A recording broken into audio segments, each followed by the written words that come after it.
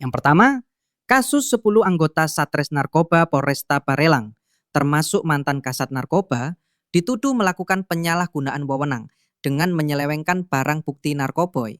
Mereka diduga menjual 1 kilogram sabu yang seharusnya disita dalam penanganan kasus narkoboy. Penyelidikan mengungkap bahwa oknum-oknum ini tidak hanya mengambil barang bukti, tetapi juga berkolaborasi untuk menjualnya kepada bandar narkoboy. Mereka menyisihkan sebagian dari barang bukti untuk mendapatkan keuntungan finansial. Si oknum polisi mengaku bahwa hasil penjualan narkoboy digunakan untuk membayar cepu. Akibat dugaan penggelapan ini, semua oknum yang terlibat dipecat dari dinas kepolisian. Ini merupakan langkah yang diambil untuk menjaga integritas institusi kepolisian. Pada 4 Juni 2025, sang mantan kasat divonis penjara seumur hidup. Kasus kedua, kasus Kombes Julius Bambang Karyanto ditangkap pada 6 Januari 2023 oleh anggota Ditres Narkoba Polda Metro Jaya saat berada di sebuah hotel di Kelapa Gading. Dia diduga menggunakan sabu bersama seorang wanita berinisial R. Bersama mereka ditemukan sabu seberat 1,1 gram. Julius diketahui memiliki akses ke jaringan narkoboy, termasuk dari Kampung Bahari. Dalam sidang, pihak pengadilan membuktikan bahwa Julius memang pengguna narkoboy yang konsisten, mengindikasikan bahwa ini bukan insiden sekali saja, tetapi sudah menjadi kebiasaan. Dia dipecat dari kepolisian secara tidak hormat (LAPTDH) sebagai hasil dari proses sidang etik terkait perilakunya. Pada 21 Agustus 2023, Pengadilan Negeri Jakarta Utara memvonis Julius dengan hukuman penjara selama 18 bulan. Kasus ketiga. Kasus AKBP Aji Purwanto, seorang perwira polisi di Banda Aceh. Dituduh terlibat dalam kasus penyalahgunaan narkoboy. Keterlibatannya mencuat ketika polisi menemukan alat hisap dan sejumlah sabu seberat 100,51 gram di kediamannya. Meskipun hasil tes urin yang dites terhadapnya menunjukkan negatif.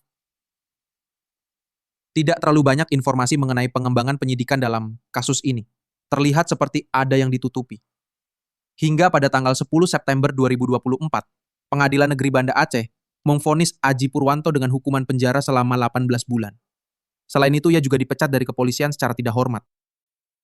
Kasus keempat, kasus Kompol Yuni Purwanti Kusuma Dewi adalah seorang perwira polisi yang sebelumnya menjabat sebagai Kapolsek Astana Anyar, Bandung. Dalam karirnya, ia dikenal aktif dalam pemberantasan narkoboy hingga penangkapan besar. Pada Februari 2021, Yuni dan 11 anggotanya terlibat dalam skandal narkoboy, di mana mereka terjaring karena menggunakan narkoboy di sebuah lokasi. Penangkapan ini dilakukan oleh Propam Mabes Polri dan mengungkapkan bahwa Yuni positif menggunakan sabu, meskipun tidak ditemukan barang bukti. Hal ini membuat geger jagat dunia maya, mengingat Kompol Yuni cukup aktif di media sosial dan kegiatannya pernah ditayangkan di TV nasional. Dan anehnya, kita sudah mencari informasi mengenai vonis Kompol Yuni. Namun, tidak didapat informasi tersebut dari media manapun. Di manakah Kompol Yuni sekarang berada? Kasus kelima, kasus AKP Andri Gustami, adalah mantan Kepala Satuan Narkoboy di Polres Lampung Selatan. Ia dikenal aktif dalam pemberantasan narkoboy. Penangkapan yang dilakukan oleh Andri pada Agustus 2022 terhadap seorang kurir narkoboy bernama Ical membawa Andri ke dalam keterlibatan lebih jauh dengan jaringan narkoboy Freddy Pratama.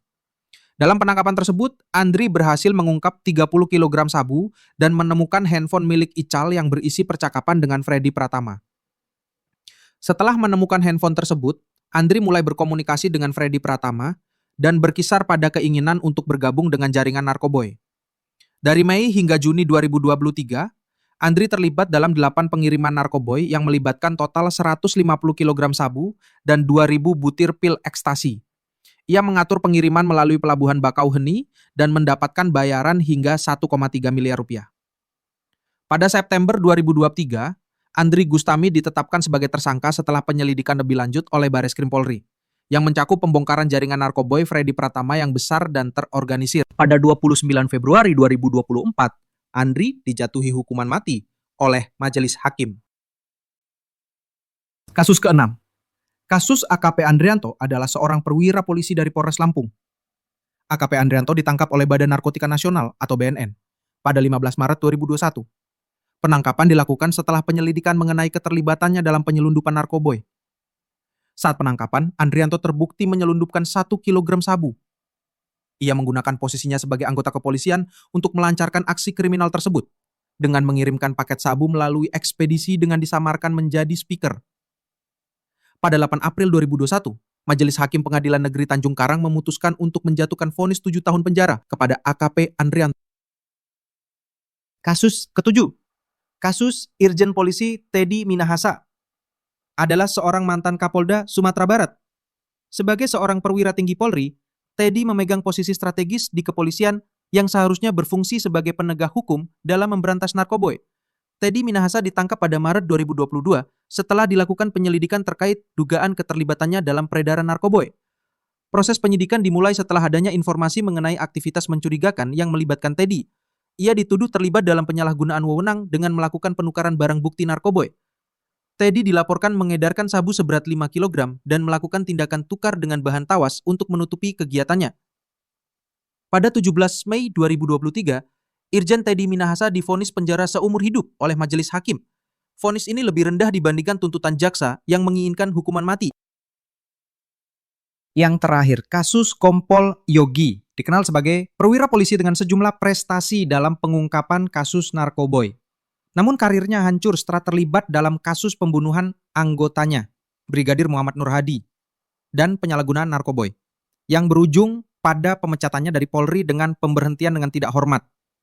Insiden yang menyebabkan kematian Brigadir Muhammad Nur Hadi terjadi pada 16 April 2025 di sebuah villa pribadi di Gili Trawangan, Lombok.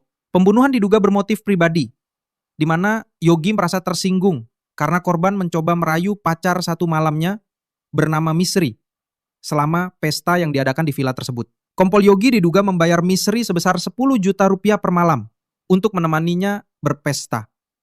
Padahal diketahui Kompol Yogi telah memiliki istri.